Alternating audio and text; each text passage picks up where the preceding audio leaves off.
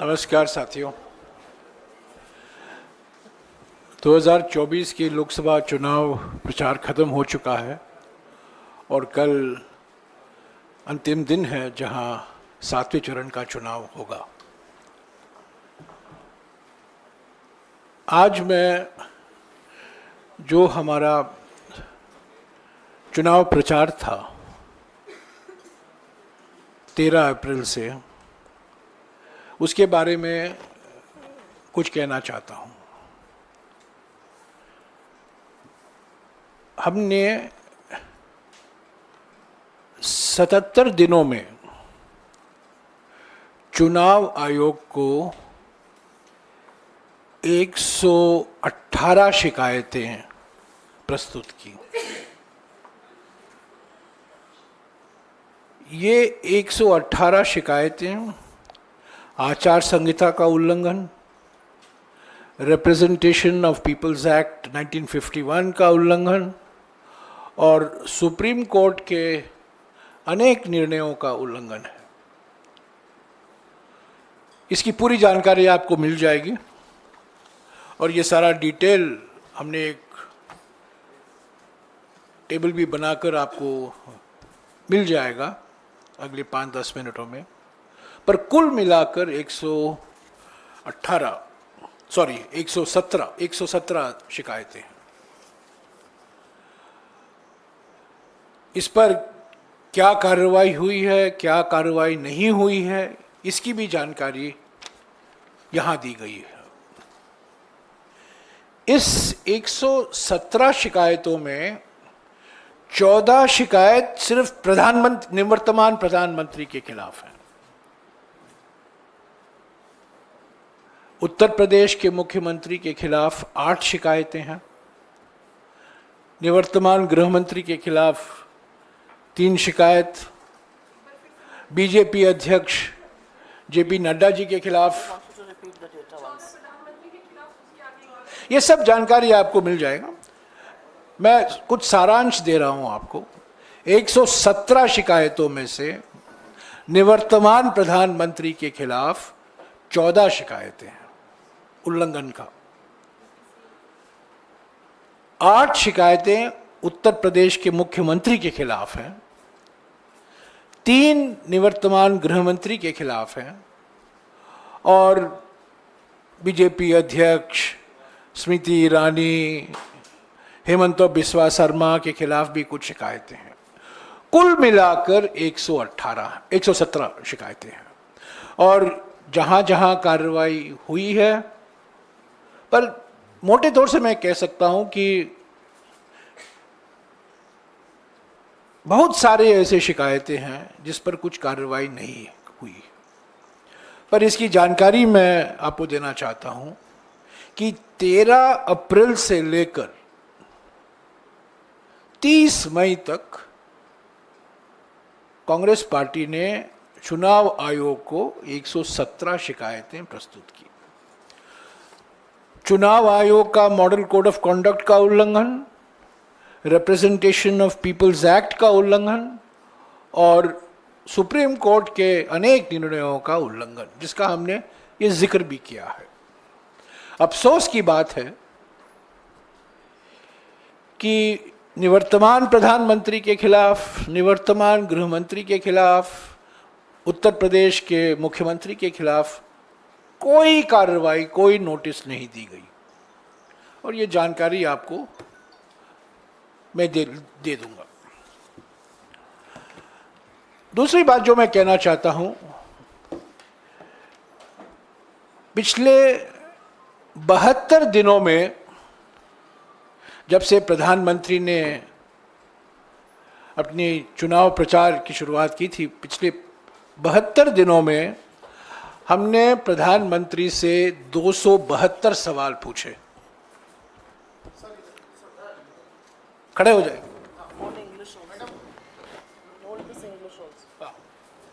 ये अंग्रेजी और ये हिंदी है।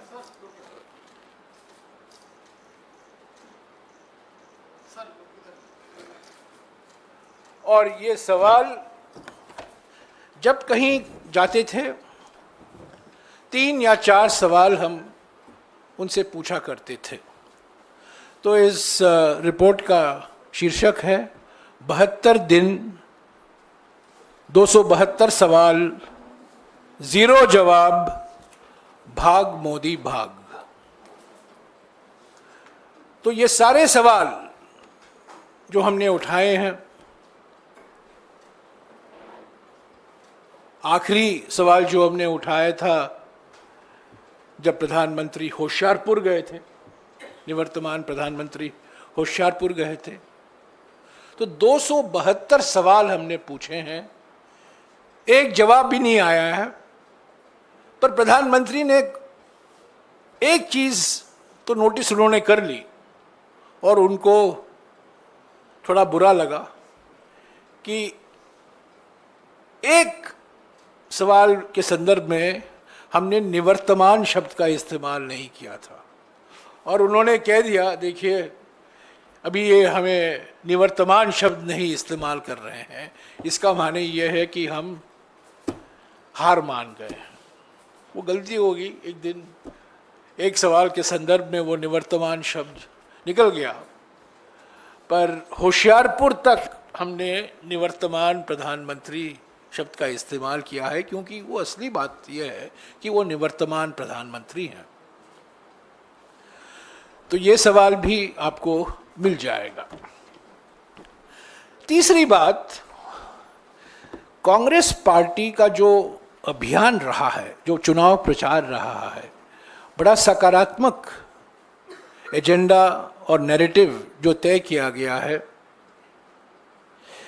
ये भारत जोड़ो न्याय यात्रा का नतीजा है। पहली बार 23 जनवरी 2024 को राहुल गांधी जी ने गुवाहाटी में हमारे 5 न्याय का कार्यक्रम की घोषणा की थी।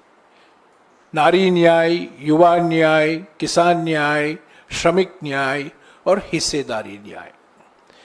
23 जनवरी को पहली बार राहुल जी ने ये 5 न्याय का कार्यक्रम का जिक्र किया था।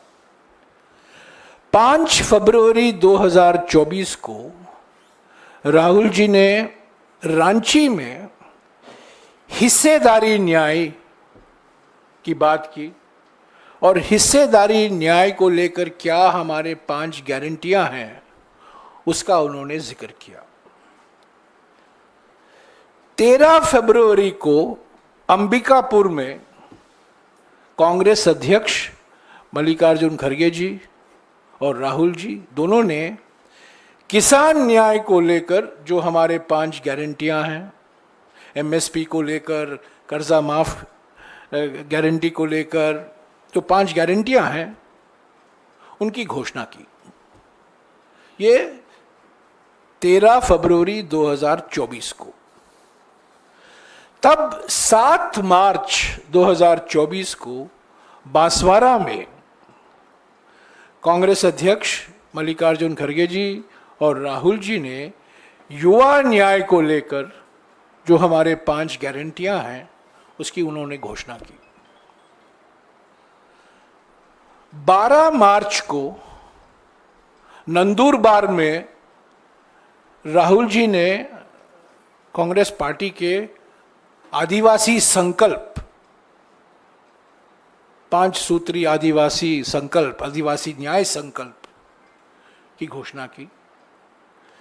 13 तारीख को धूले में राहुल जी ने नारी न्याय को लेकर, जहां उन्होंने कहा कि हर गरीब परिवार के एक महिला को हर साल 1 लाख रुपया सीधा उनके खाते में भेजा जाएगा, वो धूले में 13 मार्च को उसकी घोषणा की गई। 14 मार्च को नासिक में, जहां हमारे शरद पवार साहब भी मौजूद थे, शिवसेना के नेता भी मौजूद थे, नासिक के एक मंडी में राहुल जी ने किसान न्याय को लेकर फिर से जो हमारी गारंटियां हैं उन्होंने दोहराया और अंत में 16 मार्च को कांग्रेस अध्यक्ष मल्लिकार्जुन खड़गे जी ने बेंगलुरु में श्रमिक न्याय को लेकर जो हमारे 5 गारंटियां हैं उसकी उन्होंने घोषणा की। तो आप देख सकते हैं 23 जनवरी से लेकर 16 मार्च तक कांग्रेस पार्टी ने 5 न्याय 25 गारंटी का कार्यक्रम हमारे देश की जनता के सामने रखा, जो हमारे घोषणा पत्र न्याय पत्र में शामिल किया गया था। चौथी बात, 29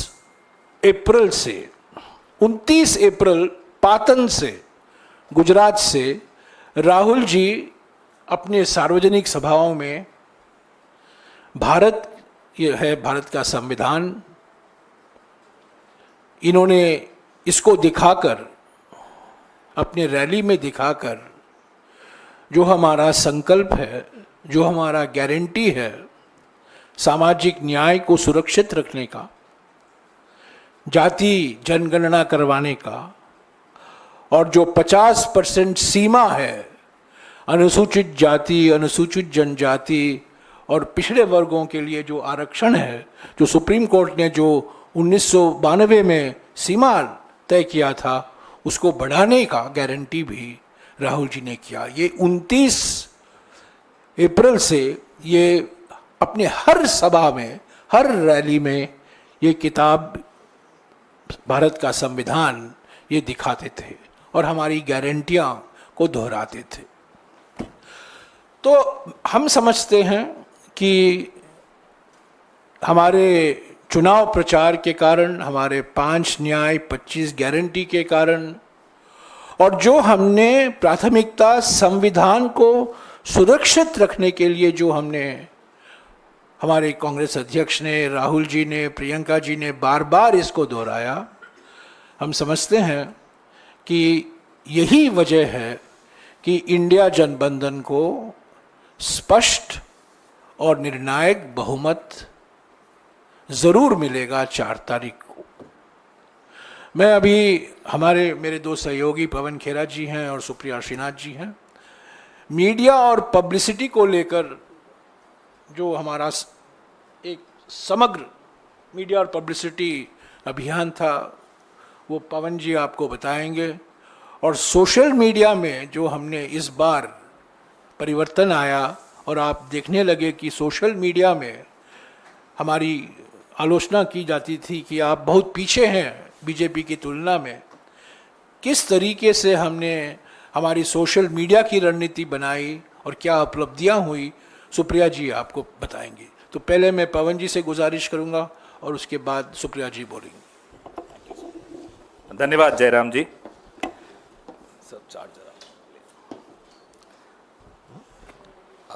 जब भी कोई चुनाव होता है, कोई भी पार्टी जब वोट मांगने जाती है तो अपने मुद्दे सामने रखती है, अपने प्रचार के जो स्तंभ होते हैं वो सबके सामने रखती है। ये हमारा एजेंडा है, ये हमारा नैरेटिव है, ये हमारी नीतियां रहेंगी। और जो सत्तारूढ़ दल है वो बताता है कि ये हमारा ट्रैक रिकॉर्ड है, 10 साल या 5 साल हमने ये किया और ये नहीं कर पाए तो इस कारण से नहीं कर पाए, आने वाले वक्त में अगले 5 साल में हम ये करके दिखाएंगे। तो कांग्रेस पार्टी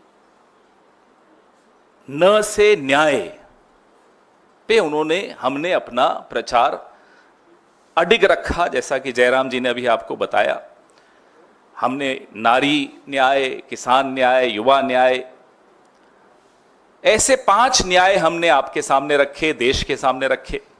और हमारे जो प्रधानमंत्री हैं, जिनको जयराम जी निवर्तमान कहते हैं, थोड़े दिनों में भूतपूर्व कहेंगे, प्रधानमंत्री जी ने और उनकी पार्टी ने म से अपना प्रचार रखा। मंदिर, मंगलसूत्र, मछली, मटन, मुसलमान, महात्मा, मेडिटेशन। मुजरा बीच में आया था, माफ करिएगा, मुजरा भी बीच में आ गया था। अब आप लोगों की चैनल्स पे मेडिटेशन बताया मैंने सर। अब वो ध्यान लगाने चले गए, जाना भी चाहिए। पूरे 10 साल ध्यान भटकाया जिस आदमी ने, अब वो ध्यान लगाने चले गए। और ऐसा लाइव ध्यान, कभी लाइव मेडिटेशन सुनी आपने? 9 कैमरा लगे हुए, अलग अलग पोज दिखाए जा रहे हैं। मछली पकड़ने पर पाबंदी लगा दी 3 दिन। 3000 पुलिस वाले रक्षा में खड़े हो गए उनकी। पर्यटक नहीं आएंगे।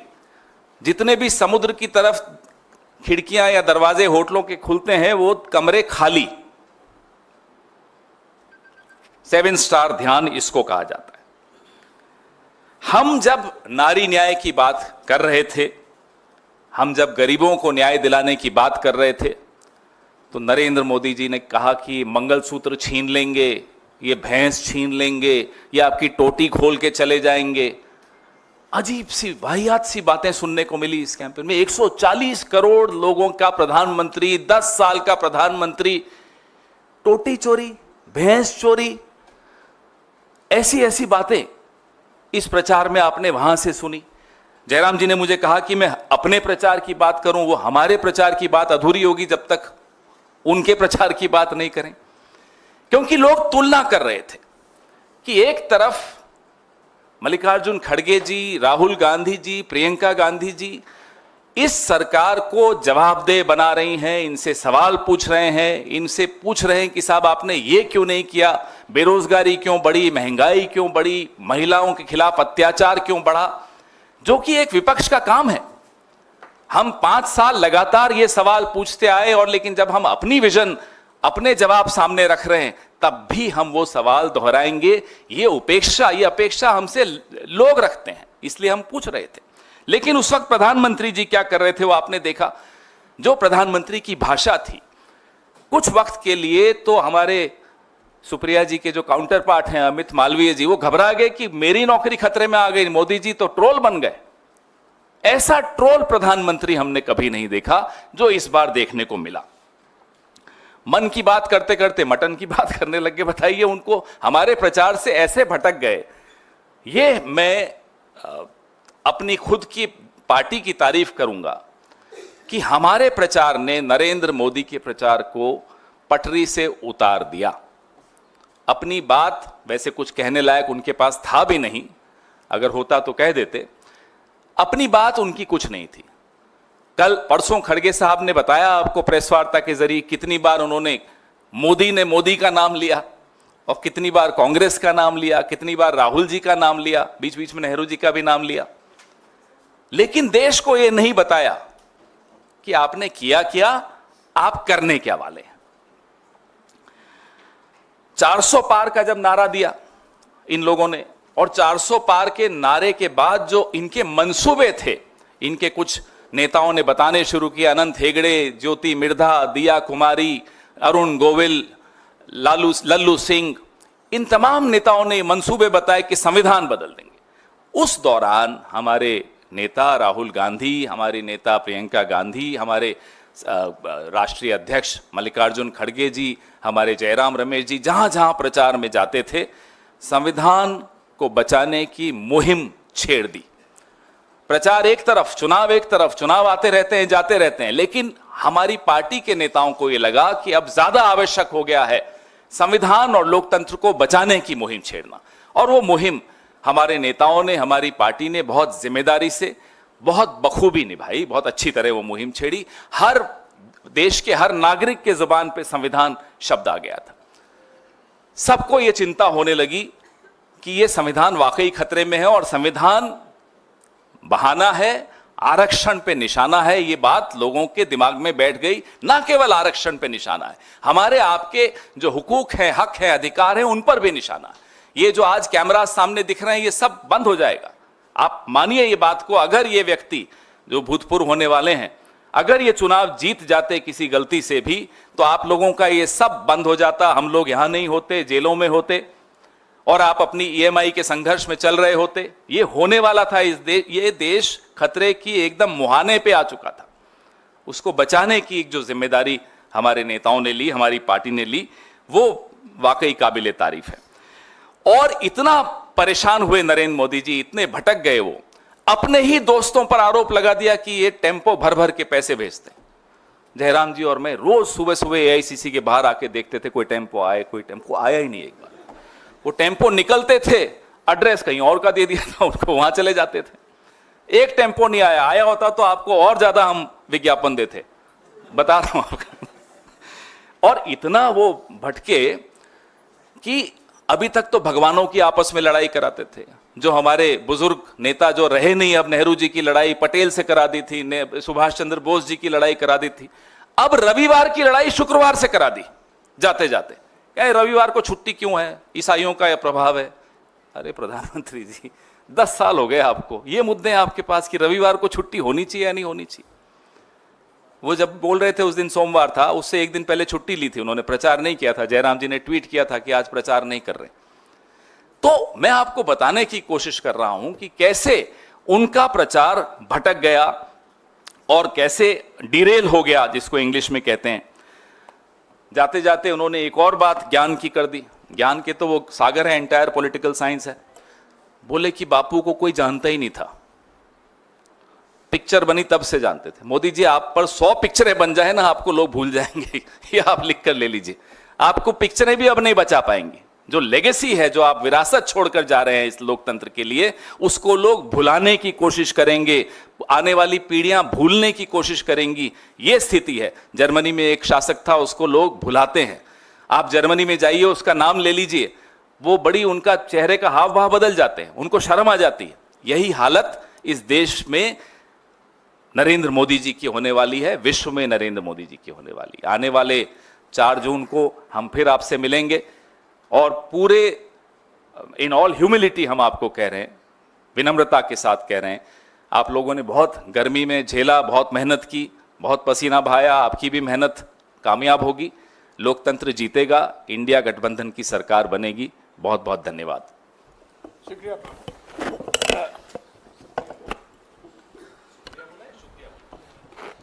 बहुत बहुत धन्यवाद पवन जी। आप कह रहे थे इन पर पिक्चरें 100 बन जाएं, एक बनी थी, 2 बार रिलीज हुई थी, फिर भी मुंह की खाई। पप्पा ने वॉर तो रुकवा दी, मीम नहीं रुकवा पाए इस चुनाव में। ये असलियत है सोशल मीडिया की। और मैं कुछ आंकड़ों से बात कर देती हूँ। आंकड़े मुझे बेहद पसंद है और आंकड़े कभी झुठलाए नहीं जाते। ये पब्लिकली अवेलेबल डेटा है, आप में से कोई भी चाहिए हमारे स्टैट्स को या थर्ड पार्टी टूल को यूज करके बीजेपी के स्टैटिस्टिक्स को देख लीजिएगा। और ये दिखाता है कि लोग क्या सुन रहे थे इस चुनाव में, लोग क्या सुनना चाहते थे, लोग किसकी बात सुन रहे थे, लोग किन मुद्दों से प्रभावित हो रहे थे, लोगों का ध्यान किसने आकर्षित किया हुआ था। मैं आपको पहले डेटा देती हूं YouTube का, क्योंकि मेरा मानना है और तमाम लोगों का भी मानना है कि सोशल मीडिया के जितने भी प्लेटफॉर्म्स थे उसमें सबसे जरूरी प्लेटफॉर्म इस बार YouTube था, क्योंकि वीडियो की बहुत खपत थी और YouTube जिस तरह से गूगल लोडेड आता है बहुत बहुत ज्यादा प्रचलित था। YouTube पर मार्च से मई के बीच में, और मैं 16 मार्च के डेटा से बात करी क्योंकि जिस दिन चुनाव अनाउंस हुआ था उससे 30 मई तक का डेटा है, 613 मिलियन व्यू कांग्रेस पार्टी के थे, 150 मिलियन व्यू भाजपा के थे। तो कहीं ना कहीं YouTube पर भी लोग हमारी बात सुन रहे थे, हमारे नेताओं को सुन रहे थे, हमारी रैलियों को सुन रहे थे, हमारी प्रेस कॉन्फ्रेंस को सुन रहे थे। इसमें एक बड़ा इंटरेस्टिंग डेटा ये है, और YouTube का डेटा देने के पहले मैं एक और डेटा दे देती हूँ, इंस्टाग्राम का डेटा। इंस्टाग्राम को बड़ा यूथ फ्रेंडली माना जाता है, ज्यादातर यूजर्स जो होते हैं वो यंग होते हैं। इंस्टाग्राम पे हमारी एवरेज लाइक 1,21,000, बीजेपी की एवरेज लाइक 26,945। ये दिखाता है आपको कि डेली फॉलोअर जब हमारे 33,000 बढ़ रहे थे तो बीजेपी के 5,300 बढ़ रहे थे। तो कहीं ना कहीं जो युवा देश है, जो यंग है, जो इस चुनाव का निर्धारण करेंगे, जो निर्णय करेंगे कि सरकार किसकी बनेगी, वो कांग्रेस की बात सुन रहा था, कांग्रेस के नेताओं की बात सुन रहा था, कांग्रेस का नैरेटिव सुन रहा था, कांग्रेस के उठाए मुद्दों की बात सुन रहा था। और यही नहीं, YouTube पर भी जो 53% हमारे यूजर्स हैं वो 34 वर्ष से आयु में कम है। हमने करीब 350 से ज्यादा रैली, प्रेस कॉन्फ्रेंसेस और स्पेशल इवेंट्स लाइव किए। हमारे इंप्रेशंस ट्विटर पे जबरदस्त उसमें बढ़त हुई। एवरेज लाइक हमारे ट्विटर पे बीजेपी से कई गुना ज्यादा है। यही स्टोरी फेसबुक की है, यही स्टोरी यूट्यूब की है, यही स्टोरी इंस्टाग्राम की है। लेकिन ये स्टोरी क्यों है? और मुझे लगता है जयराम जी ने और पवन जी ने इसका एक आपको लेखा जोखा दे दिया है। सोशल मीडिया कोई दूसरे प्लैनेट पर चलने वाला जीव जंतु नहीं है। सोशल मीडिया पॉलिटिक्स में, आज की पॉलिटिक्स में रियल पॉलिटिक्स जो ग्राउंड पर हो रही है, जो कार्यकर्ता कर रहा है और जो सोशल मीडिया का वॉरियर कर रहा है, वो एक तरह से पैरेलल, एक दूसरे के पूरक होकर चल रहे हैं। और इसीलिए क्योंकि हम मुद्दों पर अड़े रहे, क्योंकि कांग्रेस के प्लेटफॉर्म्स पर लोगों को अपने मतलब की बात, अपना रोजगार, अपनी महंगाई कम, अपनी गरीबी, अपनी गिनती की बात सुनाई दे रही थी, इसलिए लोग हमसे ज्यादा एंगेज हुए। हमने ज्यादा एंगेजिंग कंटेंट बनाया, हमारा कंटेंट ज्यादा फ्रेश था, हमारा कंटेंट यूनिक था। हमने गुब्बारे दिखाए जिसको आप एक उंगली से फोड़ सकते थे। हमने महिलाएं दिखाई जिन्होंने कहा कि दिन भर व्हाट्सएप पढ़ पढ़ के जिस सरकार को बनाया है उसको हटाना है। और ये पूरा कुछ करने में हमने सरकार को कटघरे में खड़ा किया, मीडिया ने भी, हमारे मीडिया विभाग ने भी खड़ा किया, हमने भी खड़ा किया। हमने कटु आलोचना करी, हमने तीखे प्रहार किए, लेकिन हमने एक बार भी राजनीति की शुचिता और मर्यादा को नहीं लांघा। और उसका परिणाम है कि लोगों ने दिल खोलकर हमारा कंटेंट देखा, उसको सराहा, उसका एंगेजमेंट ज्यादा था और यह दिख रहा था आपको पूरी तरह से। एक बड़ी विचित्र बात थी, अगर आप कांग्रेस के किसी भी सोशल मीडिया प्लेटफॉर्म पर जाते, कांग्रेस के किसी नेता के प्लेटफॉर्म पर जाते, पवन जी पर जाते, मुझ पर जाते, जयराम जी पर जाते, राहुल जी के पे भी जाते, तो वहां पर आपको आम जनता की आवाज जरूर दिख रही थी। 4-5 दिन के कंटेंट हम आम जनता की आवाज लगाते थे। बीजेपी के पूरे सोशल मीडिया से, उनकी पूरी स्ट्रैटेजी से आम आदमी की आवाज पूरी तरह से गायब है। वही पेड एक्टर, वही इक्के दुक्के लोग और वही विभत्स बेवकूफी के ऐड। बीजेपी ने कहीं पर इस देश को बेवकूफ समझने की गलती की। इसलिए गलती अगर ये ना करते तो वो 2014 का जो कैंपेन था वो 2024 में रिपीट नहीं करते। कोई फ्रेशनेस नहीं, आपने एक एक्टर हायर कर लिया, उसको किसी राजनेता जैसा लगा दिया, उससे बेवकूफी के बयान आप कहलवाते जा रहे हैं। ये बहुत बोर हो चुकी है जनता। एंगेजमेंट दिखाता है कि जनता क्या सराह रही है और क्या नहीं। ऐसे भी दिन हमने देखे जब गृह मंत्री को 4 लोग सुन रहे थे, मोदी जी को 400 लोग बीजेपी के प्लेटफॉर्म पर सुन रहे थे और 4-4 लाख से 40 लाख लोग हमारे नेताओं को यूट्यूब प्लेटफॉर्म्स पे सुन रहे थे।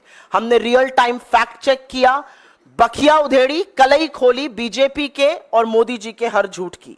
लेकिन हां, मैं यहां पर पूरी तरह से धन्यवाद, साधुवाद देना चाहती हूं अपनी लीडरशिप का। हमारे अध्यक्ष राहुल जी, प्रियंका जी, सब लोग, जयराम जी, हम लोग मुद्दों पर डटे रहे।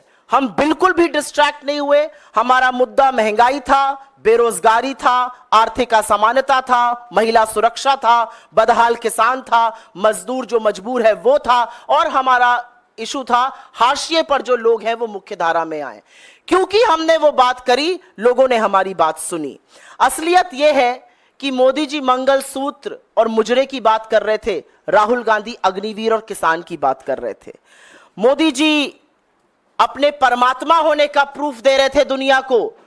राहुल जी पूछ रहे थे कि पोर्श से अगर एक लड़के से एक्सीडेंट हो जाता है, उसको 300 शब्दों का निबंध लिख के छोड़ दिया जाता है। कोई ड्राइवर से होता है तो उसको 10 साल के लिए जेल में क्यों डाल दिया जाता है। तो लोगों को समझ में आ रहा था कि कौन मुद्दे की बात कर रहा है, कौन लेखा जोखा दे रहा है, किसके पास भविष्य का एक खाका, भविष्य की एक रणनीति है। और उसी के चलते ये कैंपेन सक्सेसफुल थी। तमाम जगहों से सराहना आई, लेकिन सबसे ज्यादा सराहना जब आप फील्ड पर जाते हैं, जब लोग आपसे मिलते हैं और लोग आपका कंटेंट आपको कोट करते हैं, वो सबसे बड़ी सराहना होती है। मेरा अपना मानना है कि पूरी टीम ने मिलकर काम किया। Social media department, media department, हमारा वॉर रूम, राहुल जी की जो कम्युनिकेशन टीम है, हम सब ने मिलकर काम किया और एक अच्छा नैरेटिव तय किया। और असलियत यह है कि 2024 के चुनाव का नैरेटिव कांग्रेस पार्टी ने, कांग्रेस की लीडरशिप ने तय किया और मजबूर किया मोदी जी को। और उसी से घबराकर, उसी से बौखलाकर वो ऊल जलूल बात करने लगे। लेकिन ये देश जो बेरोजगारी से, महंगाई से, आर्थिक असमानता से जूझ रहा है, ये बिल्कुल मूड में नहीं था आपकी बात सुनने के लिए। इसके पास आपके जुमलों के लिए वक्त नहीं है। इस देश ने बड़े तरीके से वोट डालकर अपना मत दे दिया है।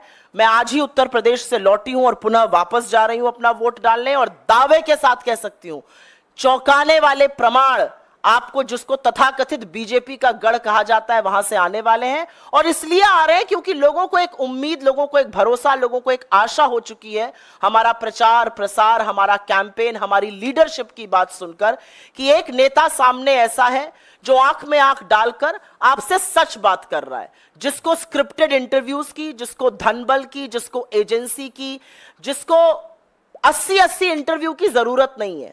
वो सीधे आपसे बात कर रहा है। उसने एक भी इंटरव्यू नहीं किया, 80 इंटरव्यू साहब ने किए, एक भी नैरेटिव नहीं बना पाए। नैरेटिव बनाना तो दूर, अपनी मिट्टी पलीद खूब की, अपने आप को अजीबोगरीब बातें कहकर, गरीब हो जाए सब क्या कहकर, परमात्मा का स्वरूप बनाकर, मुजरे की बात करके, लोगों के सवालों को कचड़ा कहकर। मेरा अपना मानना है कि जनता ने मन बना लिया है, और एक पूरी टीम की तरह हम जो हासिल कर पाए प्रचार प्रसार के माध्यम से बहुत अच्छा था। और मुझे पूरी आशा और विश्वास है कि 4 जून को यह परिणाम में तब्दील होता हुआ जरूर दिखेगा।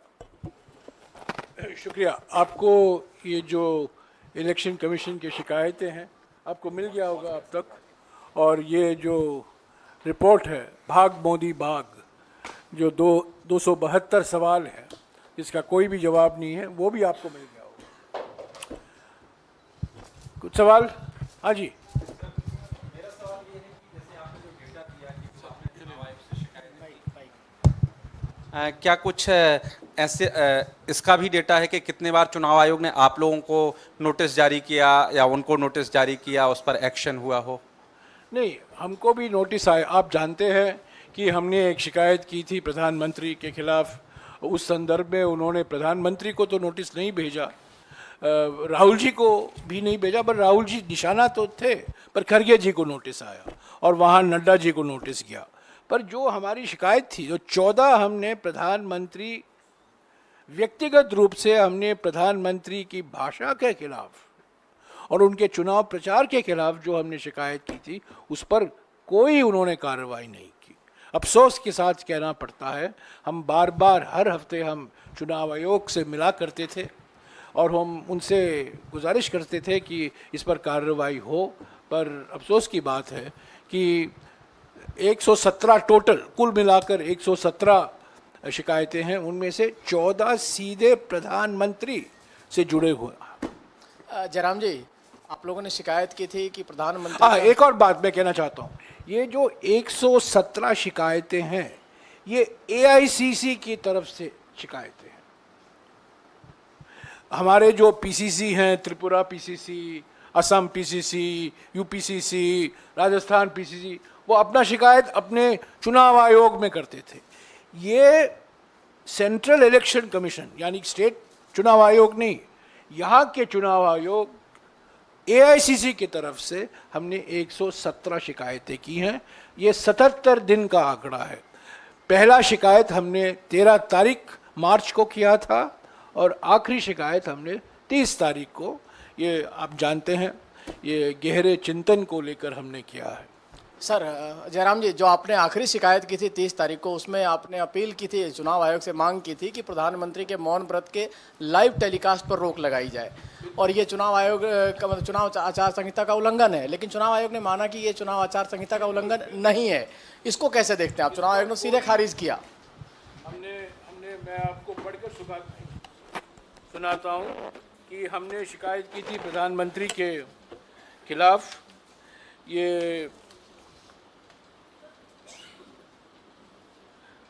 complaint against the meditation trip of Mr. Modi taking place from 30th May 2024 to July 1st, 2024 as a way of indirectly violating the silence period to continue his campaign. तो इसको लेकर हमने शिकायत की थी, पर अभी तक इस पर कोई कार्रवाई नहीं हुई है। नहीं, हमको कुछ जानकारी मिली नहीं है। चुनाव आयोग ने स्वीकारा हमारी शिकायत को, पर कोई कार्रवाई नहीं। हर एक शिकायत के खिलाफ जो कार्रवाई की गई है उसकी जानकारी मैंने आपको दी है। जयराम जी, 14 शिकायतें हैं प्रधानमंत्री की। ये पहली बार, कभी नहीं हुआ ऐसे हमारे चुनाव के इतिहास में, पहली बार प्रधानमंत्री के प्रचार के खिलाफ 14 शिकायत हमने की है, पहली बार। जयराम जी, आप सीधे तौर पे ये कह सकते हैं कि आप चुनाव आयोग पे सवाल उठा रहे हैं? 2004 में चुनाव 20 दिन के अंदर हुए। पहला सवाल तो उठता है 42 दिन क्यों लगे?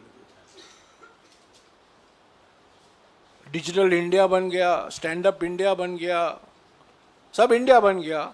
2004 में 20 दिन लगे थे चुनाव खत्म करने के लिए, इस बार 42 दिन लगे हैं। कुछ कारण होंगे, हमें तो पता नहीं है, पर यह भी एक सवाल है। जिस तरीके से हमने शिकायत की है, जिस मात्रा में हमने शिकायत की है, और किस तरह से उन्होंने कार्रवाई नहीं की है, इस पर भी सवाल उठते हैं।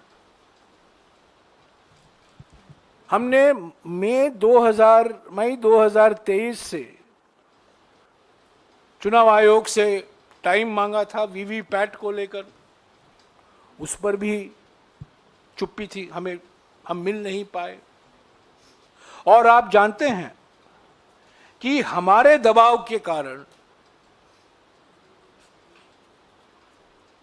चुनाव आयोग ने जो जानकारी उनको देना चाहिए था, जब चुनाव खत्म होता है 1 दिन के अंदर या 2 दिन के अंदर, पहले चरण की जानकारी 11 दिन के बाद उन्होंने दिया, आप जानते हैं, और सुप्रीम कोर्ट को भी कहना पड़ा।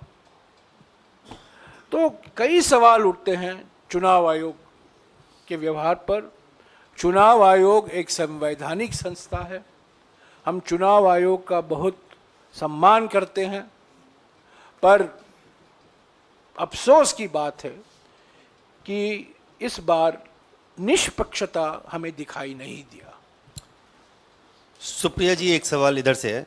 सुप्रिया जी, आज कुछ जगहों पे ये खबर छपी है कि आपके शायद संज्ञान में आया होगा कि गार्जियन अखबार ने ये खबर लिखी है कि सोशल मीडिया प्लेटफॉर्म पे अपोजिशन के रीच को रेस्ट्रिक्ट करने के लिए इस पूरी चुनावी प्रक्रिया के शुरू होने से पहले सरकार ने या तो कोई डील किया या उनको दबाव में लाया। बावजूद इसके जो परफॉर्मेंस आप लोगों का रहा और ये जो खबर आई है, इसको लेकर आप क्या कहेंगे? मैं सबसे पहले तो ये कहूंगी कि मुझे गार्जियन अखबार की खबर का जो संज्ञान है वो मिला सवेरे। मैं ना इसका खंडन कर सकती हूँ ना इसकी पुष्टि कर सकती हूँ, क्योंकि मेरे पास ऐसे कोई सबूत नहीं है। लेकिन असलियत यह है कि जो सप्रेशन होता है विपक्षी नेताओं के सोशल मीडिया अकाउंट्स के साथ, विपक्ष के सोशल मीडिया अकाउंट्स के साथ, वो पूरी तरह से साफ दिखता है। लेकिन उसके बावजूद भी अगर हम 5-5, 6-6 गुना हमारे इंप्रेशंस, हमारी रीच, हमारे व्यूज बीजेपी से कहीं बेहतर है, जबकि हमारे फॉलोअर्स उनसे कम है, क्योंकि हमारे रियल फॉलोअर्स हैं, हमारे बॉट्स नहीं है, तो ये अपने आप में एक कहानी बयां करता है। इसमें कोई दुरेज नहीं है मुझे कहने का कि विपक्ष के तमाम जो अच्छे अकाउंट्स थे, जो अकाउंट्स हमारे समर्थकों के थे, जो हमारी पार्टी का हिस्सा भी नहीं है, जो वॉलंटियर्स होते हैं, उनको सस्पेंड करने का, उनको अकाउंट रिस्ट्रिक्ट करने का, उनको इंडिया में बैन करने का लगातार इस सरकार ने काम किया। और सिर्फ इसलिए किया क्योंकि कोई किसानों की बात कर रहा था, कोई लोकतंत्र की बात कर रहा था, कोई कॉन्स्टिट्यूशन की बात कर रहा था। मेरे पास खुद मेल आया ट्विटर से और उसमें था कि मैंने कुछ कॉन्स्टिट्यूशन पे बोला था, उन्होंने कहा आप इस पे नहीं बोल सकते, आपको ये रिस्ट्रिक्ट है। मैंने नहीं हटाया, वो आपको रिस्ट्रिक्ट करनी है रीच, मेरी रीच रिस्ट्रिक्ट करिए। पर मेरा अपना मानना है कि जिस तरह से सरकार दखल अंदाजी करती है, जिस तरह से सरकार सोशल मीडिया प्लेटफॉर्म्स को मैनिपुलेट करने का, जिस तरह से ministry of IT and information लिखती है चिट्ठियां इन प्लेटफॉर्म्स को, वो किसी से छुपा हुआ नहीं है। और वो कई बार उन्होंने खुलकर सामने आकर भी कहा है कि ऐसा ऐसा लिख कर आया है, हम इससे सहमत नहीं है, लेकिन क्योंकि सरकार की ओर से लिख के आया है हमें इस अकाउंट को बैन करना पड़ रहा है। लेकिन उसके बावजूद भी अगर हम इतना अच्छा परफॉर्म कर रहे हैं तो कुछ तो हमने अच्छा किया होगा।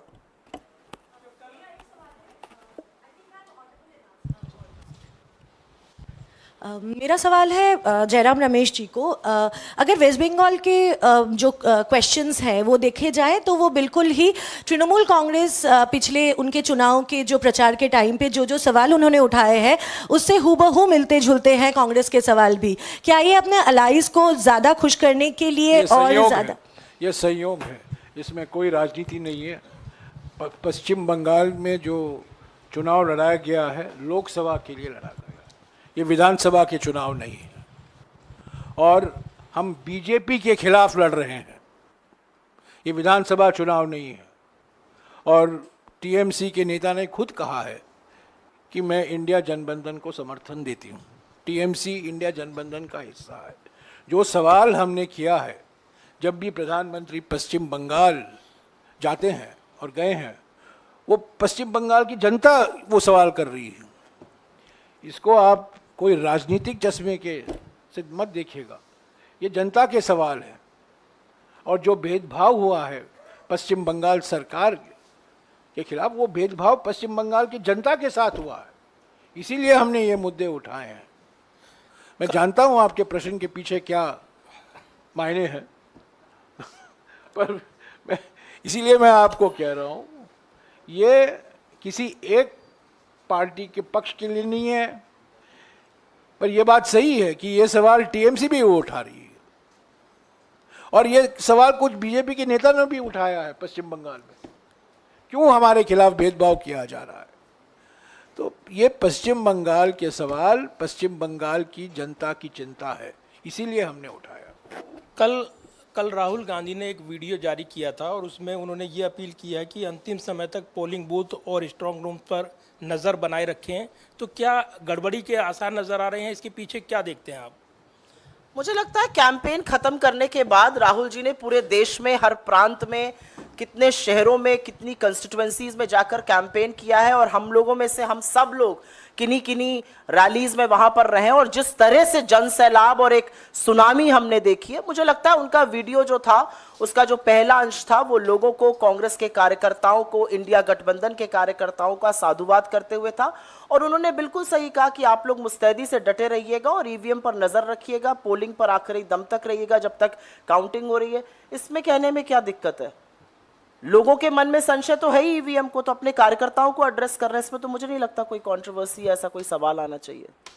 आपके सहयोगी तेजस्वी यादव ने कहा कि 4 तारीख को प्रधानमंत्री नरेंद्र मोदी की विदाई तय है और अपनी पार्टी बचाने के लिए हमारे चाचा नीतीश जी पलटी मारेंगे। अगर नीतीश वापस इंडिया गठबंधन में आते हैं तो क्या आप लोग स्वीकार करेंगे उन्हें? पलटी मारने का उनकी आदत है, पुरानी आदत है, क्या करें। 4 तारीख को करेंगे क्या, मुझे जानकारी नहीं है, पर उनको, उनके बावजूद हमको जनादेश मिलने वाला है, इंडिया जनबंधन को जनादेश मिलने वाला है। जेडीयू की कोई ज़रूरत नहीं होगी जनादेश मिलने के लिए। आप देखेंगे बिहार के जो नतीजे आएंगे वो बहुत आश्चर्यजनक होगा, और पलटी की कोई ज़रूरत नहीं होगी। सुप्रिया मैम, आपसे सवाल था इधर से। अगर जो लोग पलटी करना चाहते हैं उनको हम रोक नहीं सकते ना।